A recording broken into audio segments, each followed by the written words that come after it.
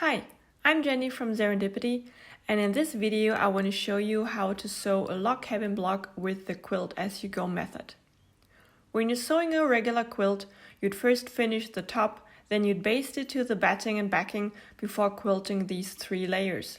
But Quilt As You Go means that while you're sewing together your fabric pieces, you're sewing them to the batting and quilting them all at the same time.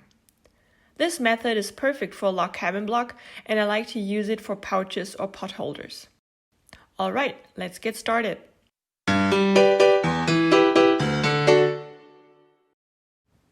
In this video I'll be sewing the exterior part of a small pouch.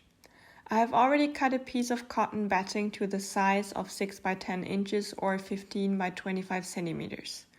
Ideally, you start off with a piece that's a little bit larger than what you actually need, so you have some buffer to straighten your block later. You will see that my blocks can get a little bit wonky as well. Here you can see that I start by placing a rectangular piece of orange fabric roughly in the middle of my batting, and I'm quilting it with a couple of straight lines. I use the width of my presser foot as a guide, and I have set the stitch length to 2.8. I prefer the longer stitches when quilting. If and how you quilt the fabric pieces to the batting is completely up to you.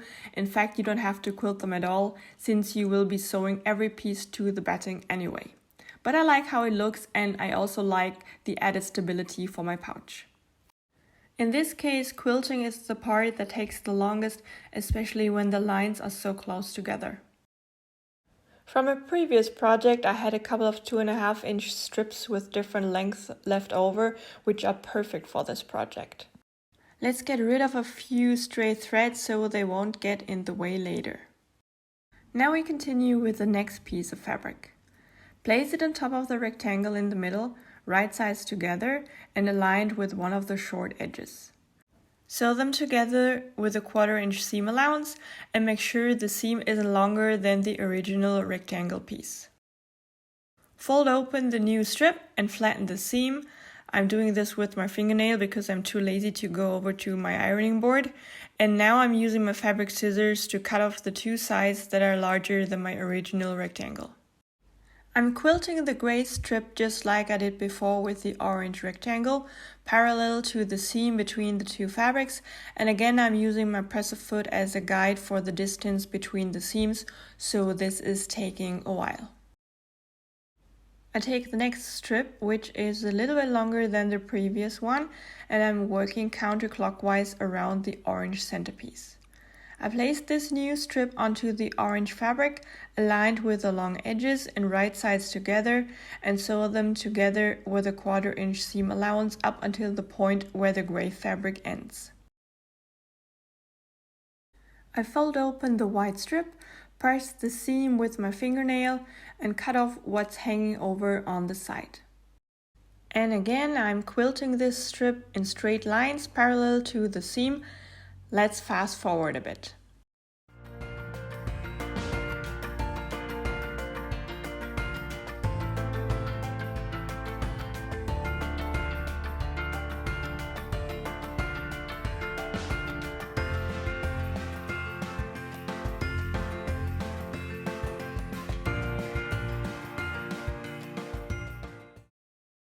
Here we go, the second strip is now quilted, and in the same way you sew one strip after the next all around until your whole piece of batting is covered.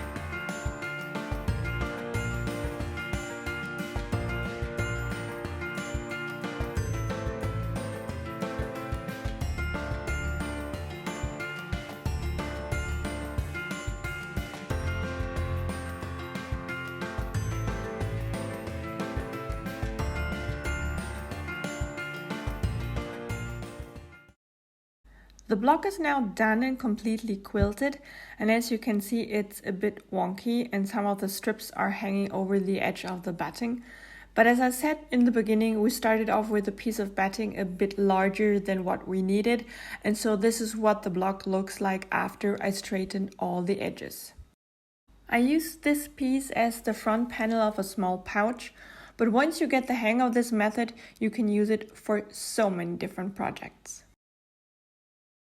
I hope you enjoyed this video tutorial. It was the first that I had recorded in German, but it took me almost a year to translate it into English, and I'm really sorry about that. Feel free to check out our website for more log cabin techniques and ideas. And for now, thanks for watching and goodbye.